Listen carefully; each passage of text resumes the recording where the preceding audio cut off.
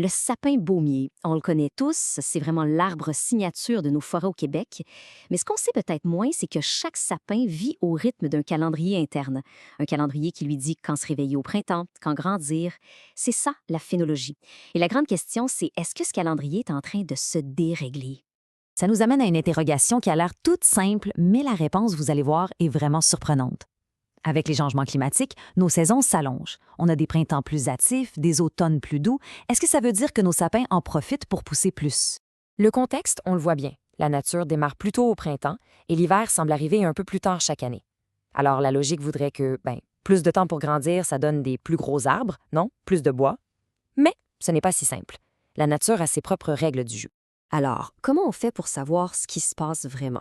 Il faut trouver un moyen d'écouter les arbres, de comprendre leur langage.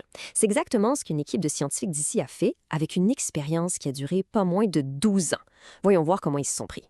Leur outil secret, c'est le dendromètre. Imaginez une sorte de montre intelligente, mais pour un arbre. C'est un petit appareil super précis qu'on installe autour du tronc. Et il mesure la moindre, mais vraiment la moindre petite expansion du tronc.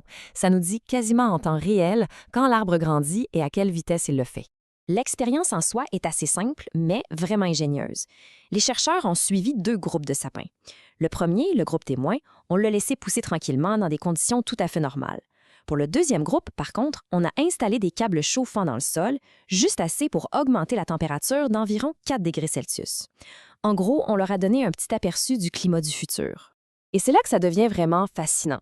Après 12 ans à récolter des données, les résultats ont pris tout le monde par surprise. Ce n'est pas du tout l'histoire simple à laquelle on aurait pu s'attendre. Bon, premier chiffre, première surprise. Pour les sapins qui avaient le sol réchauffé, leur saison de croissance a duré en moyenne 88 jours. C'est moins que le groupe témoin, qui lui a poussé pendant 96 jours. C'est quand même spécial, non? On leur offre de la chaleur plus longtemps et eux, ils décident de finir leur saison plus tôt. Là, évidemment, la question qu'on se pose tous, c'est s'ils ont travaillé moins longtemps, est-ce qu'ils ont produit moins de bois au final? Est-ce qu'ils ont moins grandi? La logique dirait que oui, mais la nature nous réservait une autre surprise. Eh bien non, le secret, en fait, ce n'est pas la durée, mais l'intensité. Les sapins chauffés ont poussé à un rythme de 18,1 % plus rapide. Ça veut dire que chaque journée de croissance était beaucoup, beaucoup plus efficace. Ils ont fait un vrai sprint. Et le résultat final de tout ça, le voici. Même avec une saison plus courte, les sapins au sol réchauffés ont produit, à la fin de l'année, 9,1 % plus de bois. Donc en gros, ils ont travaillé moins longtemps, mais de façon plus intense, et au final, ils ont été plus productifs. OK, mais comment est-ce que c'est possible? Comment est-ce qu'une saison plus courte peut donner plus de croissance? La réponse se trouve dans le timing. Voici la clé de l'énigme. L'étude nous montre quelque chose de fondamental. 80% de toute la croissance de l'arbre se fait au tout début de la saison. C'est comme si le sapin faisait une course incroyable dès le départ. En fait, presque tout se joue dans les 50 premiers jours. Les sapins avec le sol chauffé, ils profitent à fond de la chaleur et surtout de l'eau abondante du printemps juste après la fonte des neiges. Ça leur donne un départ fulgurant.